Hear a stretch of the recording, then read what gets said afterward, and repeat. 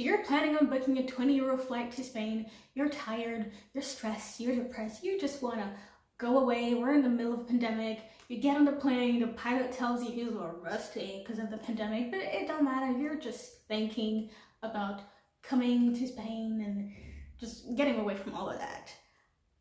I think that before you do any of that, especially in the situation that we are currently in, there should be a little bit more time spent to plan your trip effectively. Hi guys, this is Chelsea. Welcome back to my channel. In today's video, I'm going to be talking about tips and give certain advice on how to plan your trip to Spain, whether you want to come next week, in 2 weeks, Easter break, summer vacation, whatever it is. We are in the middle of a pandemic, and I think that a lot of care should be put into planning a trip nowadays. Actually, a lot more care should be put into planning a trip nowadays. And yeah, I'm just gonna give some advice, some tips and stuff to help you plan your trip to Spain to make the most out of it. First, I want to say I am not a journalist. I mean, yeah, I'm not a journalist. I just researched a bit. I've been watching the news. I live in Spain, so I guess I have some sort of a first-person insight thing of the situation I wanted to share with other people in case you have not been looking at the news and stuff like that. And yeah, also you can Google a lot of the information nowadays. Definitely you can Google everything. If you don't believe me, whatever it is, so just go ahead and do that. But keep watching this video though. One of the most important thing I think people should know is that Spain is divided into 7 autonomous regions, like communities. I didn't know that before. I just thought, you know, there are different Madrid, Barcelona and stuff, but yeah, it's separated into 17. So I know it's definitely 17 autonomous regions. And the thing is, each of these regions are responsible for the restrictions that they put on, you know, in that area. So it's not like the entire, you know, government or whatever of Spain says this has to be done, so it applies to every single part of Spain. No, so each region is responsible for the restrictions and however they want to handle the coronavirus. For example, in Valencia, because I live in Valencia, we are more so heavily restricted. For example, restaurants are closed. You can only order out, you can't go eat out at the moment, because before, yeah, but now not anymore. Everything's closed as of 6 p.m.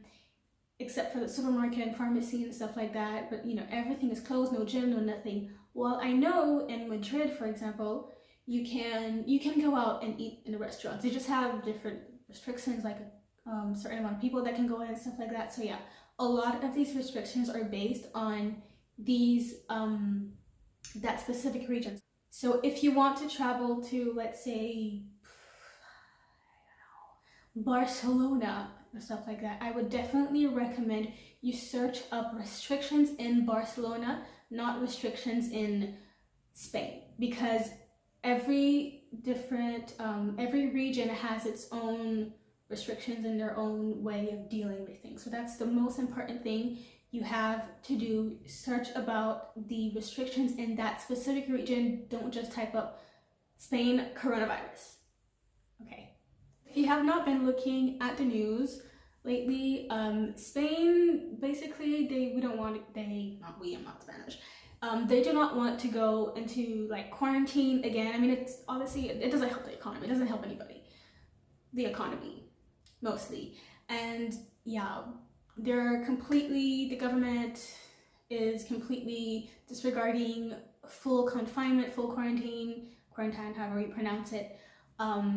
Which is why a lot of different like restrictions are placed into different, yeah, it's a mess, really, honestly.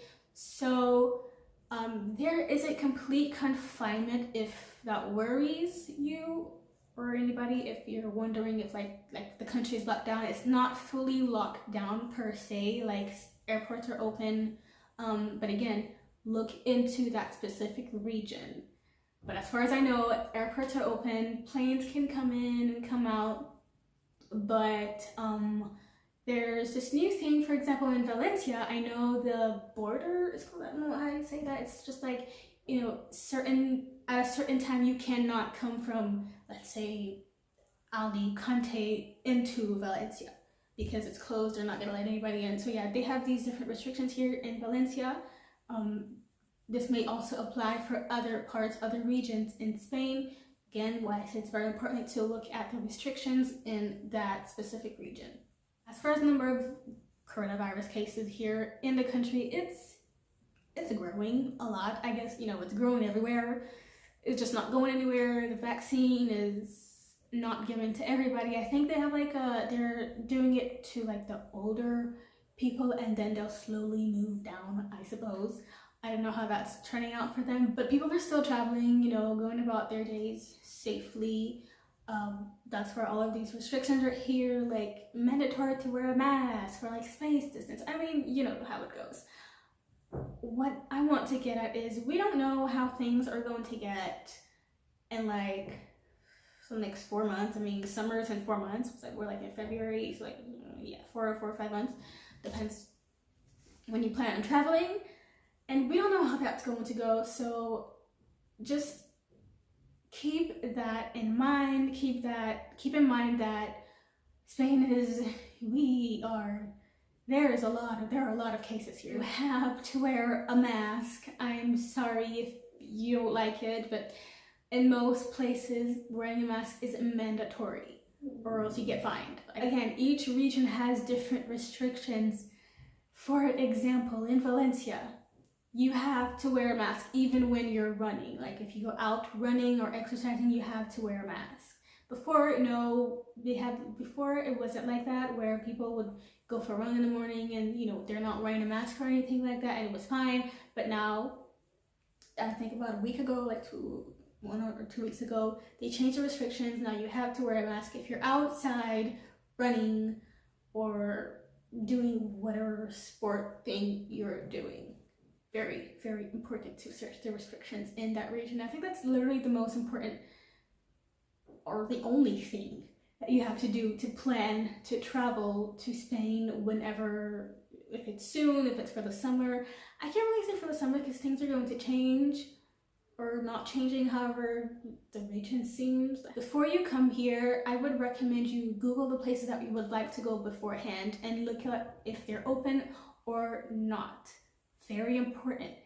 And I think this might be a little tricky because even though, if say you go on Google Maps or whatever and it says that it's open, more likely than not, it's really not. Like, it's happened to me so many times where I would Google, I want to go to some place and it says it's open now, and I get there, it's closed. And they have like a paper printed on the door, like, because of coronavirus, we're going to be closed off until da da da.